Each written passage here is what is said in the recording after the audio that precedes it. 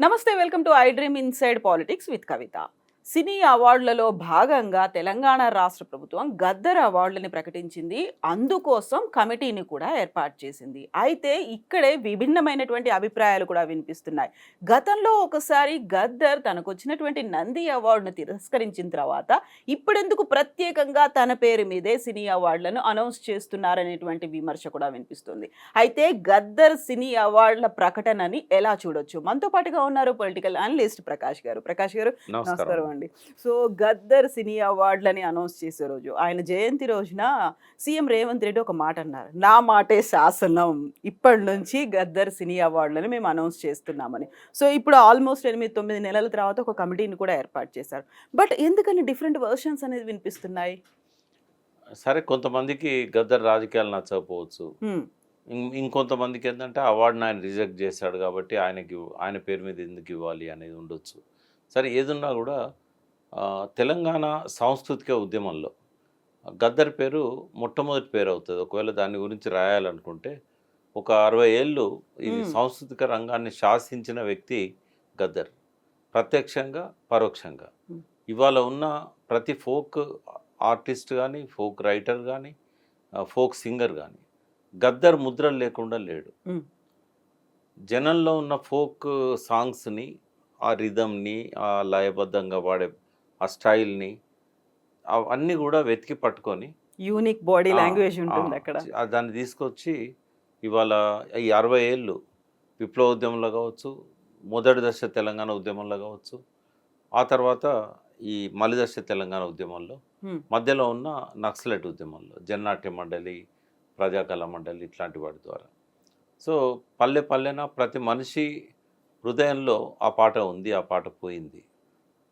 ఎంత దూరం పోయిందంటే గద్దరు రాసిన పాటలను పేరడీ చేసి అదే రిథంతోనే అదే బ్యాలే ఇవాళ అయ్యప్ప పాటలు వచ్చాయి, ఇవాళ దేవుళ్ళ పేరు మీద పాటలు వచ్చాయి. అంటే ఎంటైర్ సాంస్కృతిక రంగాన్ని ప్రభావితం చేసిన వ్యక్తి గద్దర్. సినీ రంగంలో కూడా గద్దర్కు ముద్ర ఉంది. ఎప్పుడో 40 ఏళ్ల కింద వచ్చిన మా భూమి సినిమాలనే ఆయన పాటలు చాలా హిట్ అయినాయి. బండి వెనక బండి గట్టి కానీ, అది ప్రతాప్ రెడ్డి రాసినా కూడా ఆయన వాడిండు. తర్వాత జంబల్ బర్రి అనే రంగుల కల్లో రాసిన పాటలు, రంగుల కల్ నరసింహరావు గారి సినిమాలో. సో ఆయన సినిమాకు సంబంధం లేని వ్యక్తి కాదు.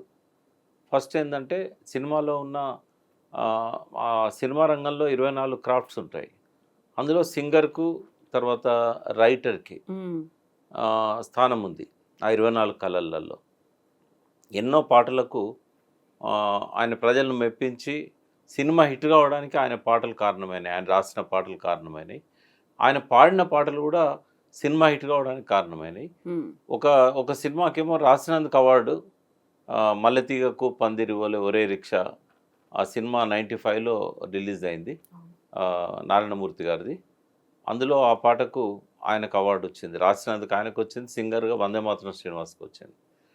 సరే, ఆనాడు రాజ్యహింస ఎక్కువగా ఉంది. చంద్రబాబు నాయుడు కొత్తగా ముఖ్యమంత్రి అయింది. అప్పటికి ఎన్టీ రామారావుకు వెన్నుపోటు పొడిచాడని చెప్పేసి ఆ టైంలో నక్సలైట్ల మీద మళ్ళీ నిషేధాన్ని విధించి యథేచ్ఛగా ఎన్కౌంటర్స్ మొదలుపెట్టాడు. అంతకంటే ముందు ఎన్టీ రామారావు కొంచెం లిబరల్గా ఉండేవాడు. అంటే ఆయన తన తప్పులను తెలుసుకొని, అంటే ముందు నక్సలైట్లే దేశభక్తులని ఎన్టీ రామారావు రంగప్రవేశం చేశాడు. నక్సలైట్ ఏరియాస్లలో పోయి నక్సలైట్లే దేశభక్తులు అన్నాడు. తరిమేల నాగిరెడ్డి రాసిన తాకట్లో భారతదేశం పుస్తకాన్ని అంతటా ప్రదర్శించాడు. సో అందరు అనుకున్నారు ఒక మార్పు కోరే ముఖ్యమంత్రి వస్తున్నాడని. కానీ చాలా కొద్ది రోజుల్లోనే, అంటే రెండవసారి నాదెండ్ల భాస్కర్రావు వెన్నుపోటు తర్వాత మళ్ళీ అధికారంలోకి రాగానే ఆయన నక్సలైట్ల పట్ల శత్రువైఖరిని అవలంబించడమే కాకుండా గతంలో ఎన్నడూ లేని విధంగా ఎన్కౌంటర్లు చేయకుండా వాళ్ళని మాయం చేసి ఎక్కడ పాతి పెట్టాడో కూడా తెలియకుండా ఒక 90 వరకు నంబర్ ఉంది. అది ఎన్టీ రామారావు చేసిన పని. అది ఆ తర్వాత ఎవరు చేయాలి, అంతకంటే ముందు ఎవరు చేయాలి. అది నక్సలైట్లే దేశభక్తులని ఆయన ఆ రకంగా చేశాడు. ఎప్పుడైతే తెలంగాణ పల్లె పల్లెన ఈయన ఇట్లా మాయం చేస్తున్నాడు, వాళ్ళ గురించి తెలుస్తలేదు అని అనుకున్నారో, తర్వాత టిఎల్ఎన్ రెడ్డి కమిషన్ అని వచ్చింది దాని మీద, ఎన్టీ రామారావు మాయం చేసిన నక్సలైట్ల మీద. ఆ తర్వాత ఏమైంది, ఆయన గవర్నమెంట్ పోయింది. పోవడానికి ఉన్న కారణాలు ఏంటి అని అన్వేషించాడు ఆయన. ఉమ్, చేసినప్పుడు నక్సలైట్ల పట్ల నా ప్రవర్తన, నేను తీసుకున్న నిర్ణయాలు, అంటే ఆయనకు ప్రత్యక్షంగా సంబంధం ఉన్నా లేకున్నా ఆయన ఆధ్వర్యంలో ఈ దొర లాంటి వాళ్ళు కానీ, అప్పుడున్న పోలీస్ ఆఫీసర్స్ DGP లు. కానీ, ఇట్లాంటివన్నీ కూడా ఈ సంస్థలు నక్సలైట్లను మాయం చేయడం, ఇది బాగా నెగిటివ్ అయింది ఎన్టీ రామారావుకి. ఉమ్, కాబట్టి ఆయన మళ్ళీ అధికారంలోకి 94లో రాగానే అంతకుముందే నిషేధం అనేది కొంత సడలింపు ఉండే. అయితే ఆ టైంలో ఈయన కొంత లిబరల్ ఉన్నాడు ఆ ఉన్న కొద్ది నెలలు. ఉమ్, చంద్రబాబు రాగానే నిషేధాన్ని విధించాడు మొత్తం ఆయన ప్రజా సంఘాల మీద. తర్వాత చాలామందిని కాల్చి చంపడం అనేది మొదలైంది. దాదాపు ఆ చంద్రబాబు పీరియడ్లో ఒక్కొక్క సంవత్సరం 600 నుంచి 900 మందిని బూటకపు ఎన్కౌంటర్లో చంపేశారు. ఉమ్, సరిగ్గా ఈ పాటకు అవార్డు వచ్చింది 95లో రిలీజ్ అయింది ఫిలిము. 96లో ఏమో అవార్డు వచ్చింది. సరిగ్గా ఆ టైంలో 97 ఏప్రిల్ 6 నాడు గద్దర్ మీద కాల్పులు జరిగినాయి.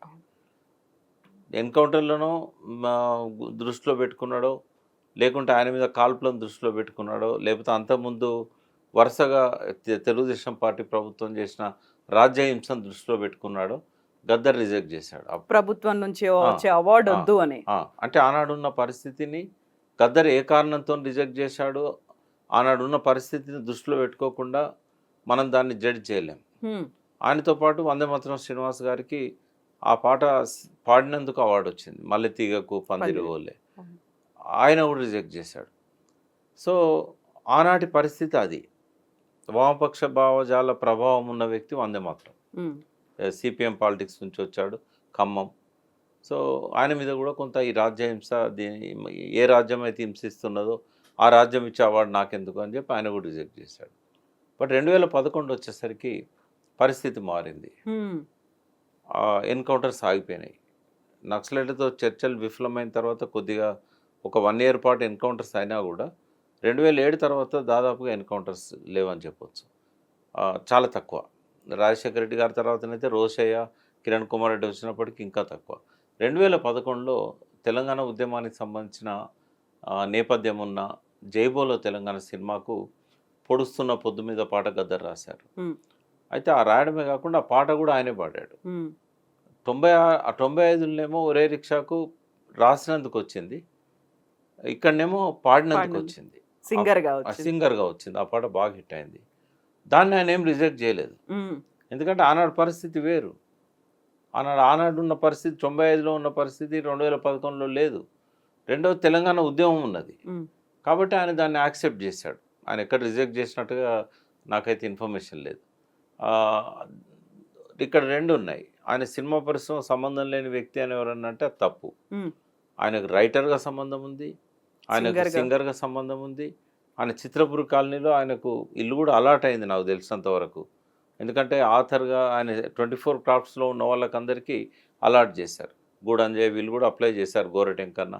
సో అందులో గద్దర్ కూడా అప్లై చేశాడు. ఆయనకు వచ్చినట్టు కూడా నాకు తెలుసు. అంటే ఈ నేపథ్యం ఉన్న వ్యక్తిని, తెలంగాణ సంస్కృతి రంగాన్ని 6 దశాబ్దాలు శాసించిన వ్యక్తిని మనము ఆయన పేరు మీద అవార్డు రేవంత్ రెడ్డి ప్రకటించడాన్ని అభినందించాలి, దాన్ని రిజెక్ట్ చేయకూడదు.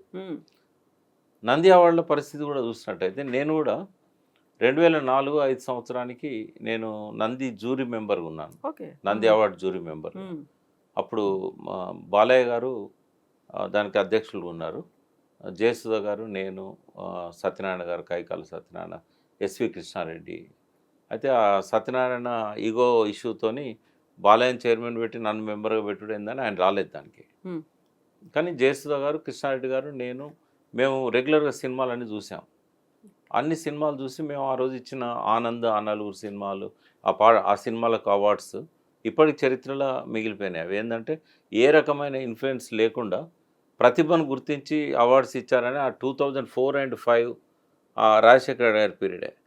అయితే దాన్ని అందరూ ఇప్పటికి కూడా జ్ఞాపకం చేసుకుంటారు. అయితే ఈ నంది అవార్డ్స్ రావడం అనేది ఒక గొప్ప అనుభూతి.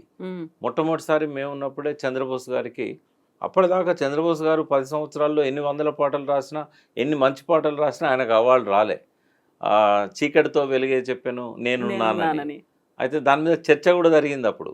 జేసో గారు అడిగారు, "మీరు ఎందుకు దాన్ని సపోర్ట్ చేస్తున్నారు?" అంటే, "ఆత్మహత్యలు జరుగుతున్నాయమ్మా. ఒక పక్క రైతులు, ఒక పక్క యువకులు, నిరుద్యోగంతోని వీళ్ళు. ఈ ఆత్మహత్యలు అప్పుడు ధైర్యం చెప్పడానికి ఆ సాంగ్ ఉపయోగపడుతది బాగా. హ్మ్. ఎవరినైనా ఒక ఉన్నారనే ధైర్యం అనేది చావకుండా కాపాడుతది. ఆ కాంటెక్స్‌లో నేను సజెస్ట్ చేశాను" అంటే, వాళ్ళందరూ కూడా యాక్సెప్ట్ చేసి దానికి అవార్డ్ కూడా డిక్లేర్ చేశారు. ఎక్కడో ఒక వెలుగురేఖ ఆ! ఉంటుంది. చీకటికి భయపడిపోకండి. ఆ! అదే. హ్మ్. దాని ఉద్దేశ్యం ఏందంటే, ఎవరు గూడా నిరాశ, నిస్పృహల్లోకి గురి గావద్దు.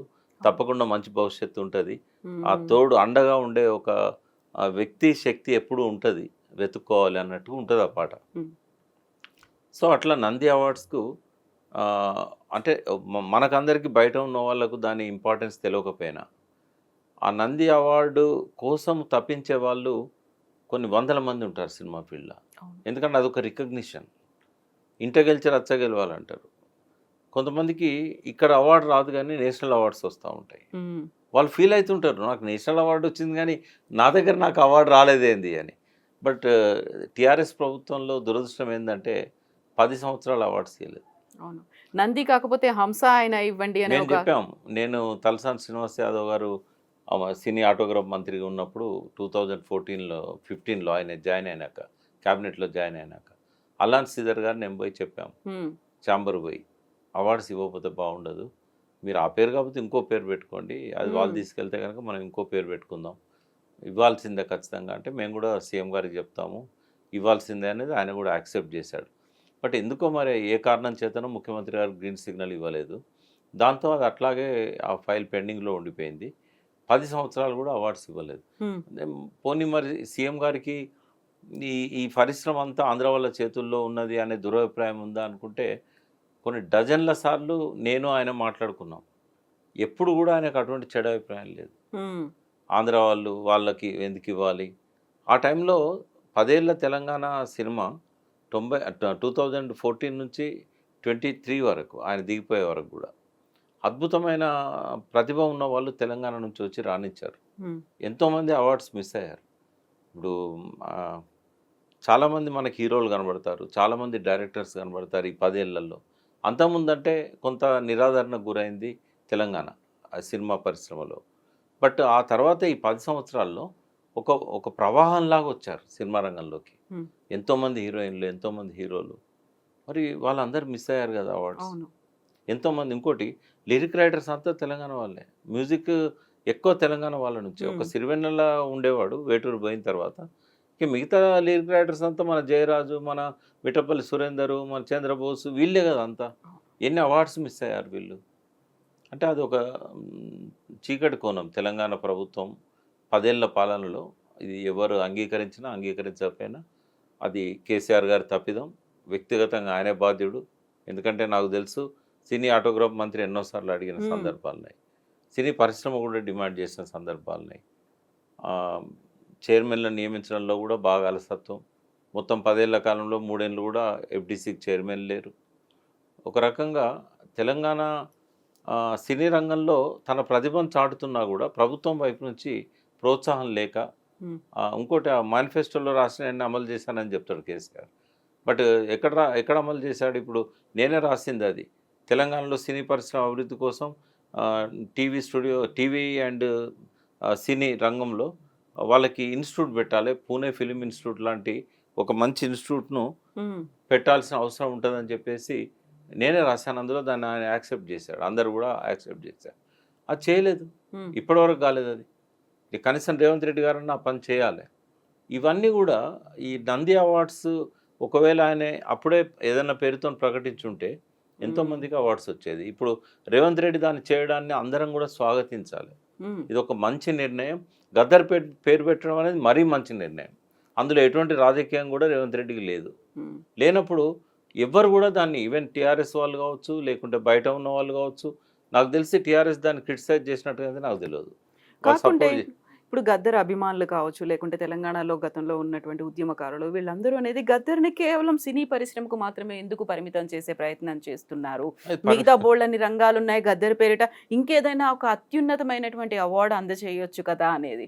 నేననేది గద్దర్ పేరు పెట్టడం అనేది ఒక ఫిల్మ్ ఇండస్ట్రీకి పెట్టడం అనేది ఆ ఫిల్మ్ లైన్‌లో ఆయన కాంట్రిబ్యూషన్ అనుకుందాం, లేదా సాంస్కృతిక రంగంలో ఆయన కాంట్రిబ్యూషన్ అనుకుందాం. అది కూడా ఒక గొప్ప గౌరవం గద్దర్కి. వాస్తవంగా గద్దర్ ఇవేం కోరుకోలేదు. ఆయన ఈ సమాజాన్ని రావాలనుకున్నాడు, విప్లవం విజయవంతం కావాలనుకున్నాడు. వీకర్ సెక్షన్స్, పర్టికులర్గా అప్రెస్డ్ క్లాసెస్, దళితులు కానీ ఇట్లాంటి వాళ్ళకు లబ్ధి దొరకాలనుకున్నాడు. ఆ డెవలప్మెంట్లో కానీ రాజకీయాలలో కానీ ఆయన ఆశయాలు గొప్పవి. బట్ ఆయన ఇంకోటి ఏంటంటే 95లో ఈ వాజ్ ఇన్ పీపుల్స్ వార్. ఆయన పీపుల్స్ వార్లో ఒక క్రియాశీలకమైన కార్యకర్త అనొచ్చు, నాయకుడు అనొచ్చు. అప్పుడు రిజెక్ట్ చేయడానికి కారణం అది. 2011 వచ్చేసరికి ఆయన దానికి రాజీనామా చేశాడు. అన్ని పరిస్థితులు మారిపోయినాయి. ఇంకోటి ఆయన రాజీనామా కూడా చేశాడు. కాబట్టి ఆయన పాలిటిక్స్లో లేడు. వాస్తవంగా చెప్పాలంటే పీపుల్స్ వార్కు రిజైన్ చేసిన తర్వాత ఆయన ఒక కవి, గాయకుడు, ఒక అభ్యుదయ భావాలున్న ఉద్యమకారుడుగానే గుర్తించాలి మనం. ఆ టైంలో ఆయన యాక్సెప్ట్ చేశాడు. ఆయనను ఖచ్చితంగా మనము నంది అవార్డ్స్ బదులు ఆయన అవార్డు పెట్టడం అనేది ఆయనను గౌరవించడమే కాదు, మనల్ని మనం గౌరవించుకోవడం. ఆయనకి ఇవ్వడం ద్వారా అంత సాక్రిఫైస్ చేసిన వ్యక్తి ఎవరు దొరుకుతారు మనకి? ఆయన ప్రజల కోసం త్యాగం చేశాడు.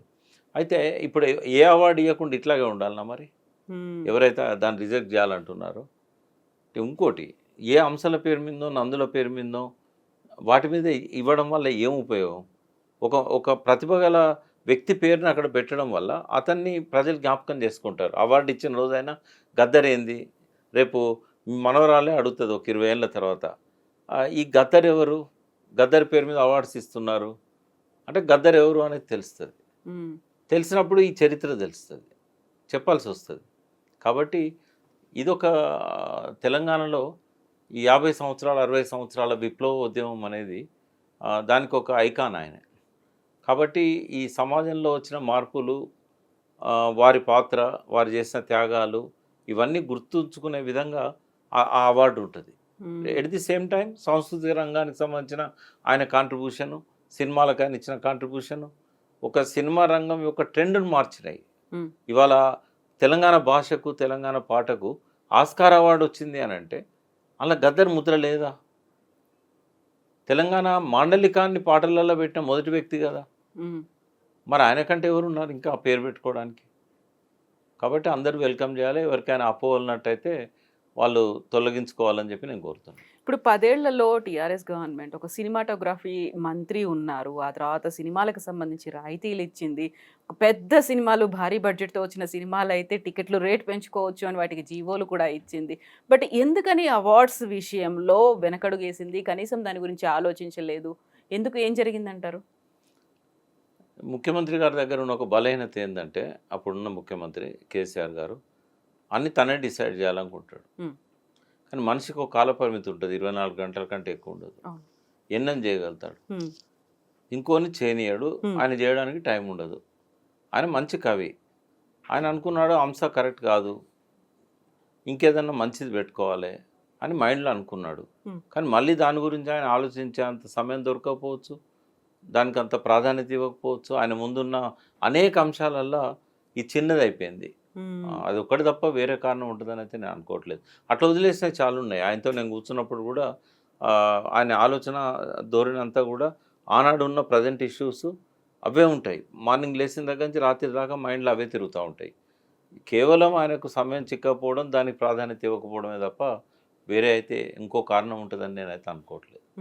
సో ఇప్పుడు 10 ఏళ్ల నుంచి పెండింగ్లో ఉంది. 2014 నుంచి ఇప్పటిదాకా అనౌన్స్ చేయలేదు అనుకుంటే, ఈ కమిటీ ఏర్పడిన తర్వాత అట్లీస్ట్ ఇప్పటి నుంచి స్టార్ట్ చేస్తారో, 2014 నుంచి ఏదైతే సినిమాలు ఉన్నాయో వాటన్నిటికి కూడా ఇవ్వడం స్టార్ట్ చేస్తారు? మీ సజెషన్ ఏంటి? మేము 2004లో మా కమిటీ ఏర్పడ్డప్పుడు అంతకుముందు ఇయర్ కూడా అవార్డ్స్ ఇవ్వలేదు అనేది మా నోటీస్కి వచ్చింది.